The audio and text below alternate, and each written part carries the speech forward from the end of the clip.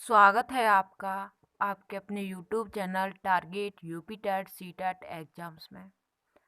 आज हम चर्चा करने वाले हैं रूढ़ शब्द, यौगिक शब्द और योग रूढ़ शब्द के बारे में। रूढ़ शब्द क्या होते हैं, यौगिक शब्द क्या होते हैं और योग रूढ़ शब्द क्या होते हैं, आपको हम ट्रिक के साथ बताएंगे। आपकी समझ में बहुत अच्छे तरीके से आ जाएगा, तो वीडियो को स्किप मत कीजिएगा, इसको अच्छे से देखना। आपको बहुत अच्छे से समझ में आ जाएगा, आप कभी नहीं भूलेंगे रूढ़ शब्द को और यौगिक शब्द को और योग रूढ़ शब्द को। आप देख करके ही पहचान जाओगे कि किस तरीके से आपको यह एग्जाम में पूछे जाएं तो आप कैसे करेंगे। चलिए बात करते हैं रूढ़ शब्द की। वे शब्द जिनमें कोई सार्थक खंड नहीं होता, यानी कि रूढ़ शब्द वे शब्द होते हैं जिनमें कोई सार्थक खंड नहीं होता, यानी कि उसके टुकड़े नहीं हो सकते। ये प्रायः दो शब्द से मिलकर बने होते हैं, यानी दो शब्दों से मिलकर के बने होते हैं, योग रूढ़ शब्द कहलाते हैं। यानी कि इनका कोई खंड नहीं होता, अलग अलग नहीं होते और यह मात्र दो शब्दों से मिलकर के बने हुए हैं, उनको हम रूढ़ शब्द कहते हैं।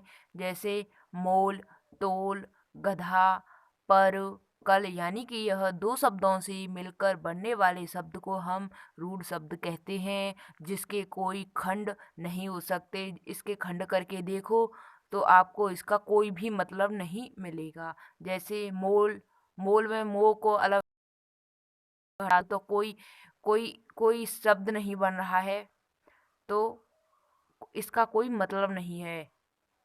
और इसी प्रकार पर में, कल में क को हटा दो अलग और ल को हटा दो अलग, तो दोनों अलग अलग हो जाएंगे ना, तो इसका कोई सार्थक शब्द नहीं बना।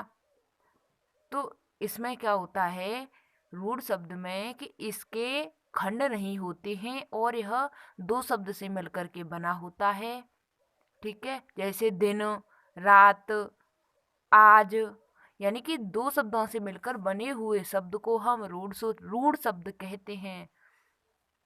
नोट, इनके टुकड़े का कोई अर्थ नहीं निकले, यानी कि मैंने आपको बताया है इनको, इन शब्द को दोनों, इनके शब्द को मिला करके कोई भी अर्थ नहीं निकलता है, तो उन्हें हम रूढ़ शब्द कहते हैं।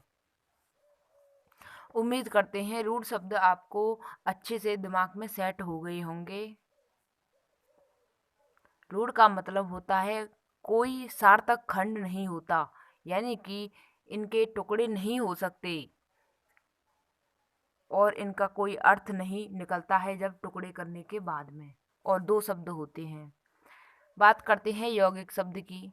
नाम से स्पष्ट हो रहा है यौगिक, योग, योग, योग का मतलब होता है मैथ में जोड़।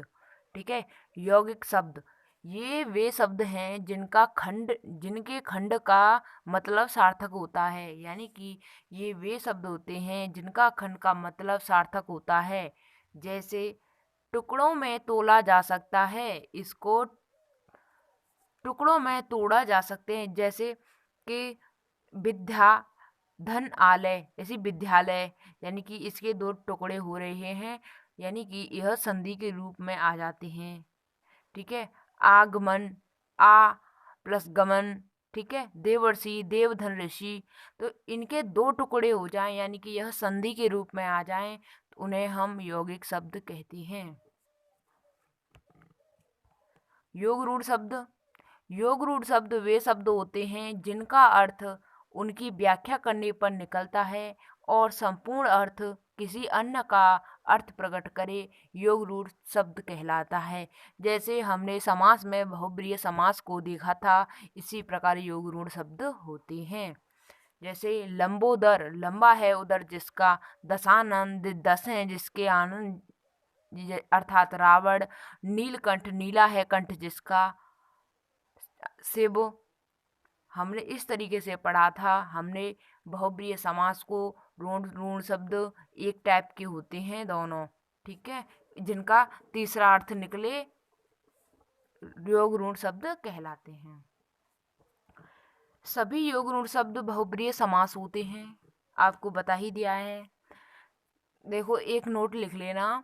वर्ष 1955 ईस्वी में गठित प्रथम राजभाषा आयोग के अध्यक्ष बीजी खैर हैं। यह आपको पूछा जाते हैं। गठित प्रथम राजभाषा आयोग के अध्यक्ष बीजी खैर हैं, यानी कि सबसे पहले जो राजभाषा आयोग का एक अध्यक्ष बनाए गए थे तो वह बीजी खैर थे। और हिंदी भाषा का प्रथम प्रयोग लिखने व बोलने में किया जाता है, तो लिखने और बोलने में प्रयोग किया जाता है मॉरिशस का। यह तो यूपी टेट में कई बार ही पूछा गया है। ठीक है, तो चलिए हम आपको रिवीजन करा देते हैं जल्दी से। रूट का मतलब मैंने आपको बताया है कि जिसके कोई टुकड़े ना हो। योग का मतलब बताया है मैंने, जिसके मात्र दो टुकड़े हों या संधि के रूप में बट जाए। ठीक है। योग ऋण शब्द वे शब्द होते हैं जो बहुब्रीहि समास की तरह होते हैं, जैसे दशानन, शिवशंकर, नीलकंठ और चक्रधर और आपका लंबोदर। इस तरीके से आपके योग रूढ़ शब्द होते हैं। चलिए आज की वीडियो में बस इतना ही। Thanks for watching. जय हिंद, वंदे मातरम। और हम आपको बता दें कि हमने अपने हाथों से बनाए हुए नोट्स हैं हमारे, आप इनको अच्छे से रिवीजन कर लेना। आपको यह परीक्षा में बहुत ही मददगार साबित होंगे। तो हम आपसे यही कहना चाह रहे हैं कि इन नोट्स को अच्छे से पढ़ना, अच्छे तरीके से अपना रिवीजन करना, जिससे कि आप एग्ज़ाम में अच्छे से अच्छे नंबर प्राप्त कर सकें और एक सरकारी विद्यालय में अपनी सीट सुनिश्चित कर सकें। चलिए तो